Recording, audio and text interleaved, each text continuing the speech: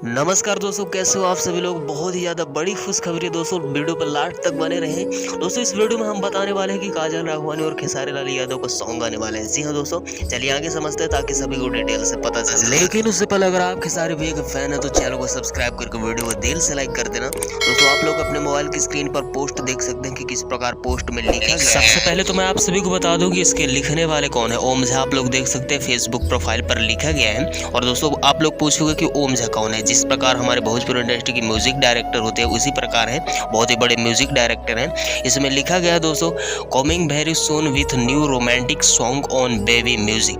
दोस्तों इसका मतलब ये है कि बहुत ही ज़्यादा रोमांटिक सॉन्ग आने वाला है बेबी म्यूजिक, जो कि अभी नई कंपनी है। और देख सकते हैं आप लोग, इसमें टैग भी किया गया है खेसारी लाल यादव झा, ओम झा बेबी ऐसे करके कुछ है, और काजल राघवानी जी को भी टैग किया गया।